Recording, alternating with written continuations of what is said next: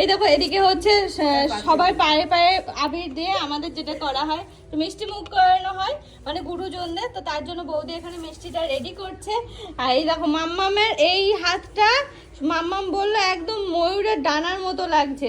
দেখো মাম্মামকেও কত সুন্দর লাগছে দেখতে। এদিকে চুলটাই দেখো একা একা পুরো একা একা করেছে, কি সুন্দর লাগছে দেখতে। মায়ের এখন আবির দেওয়া হয়নি, আমরা যেহেতু ফটো তুলছিলাম ওপরে, মা বাবা সবাইকে এখন পায়ে একটু আবির দেব, তারপরে মুখে লাগানো।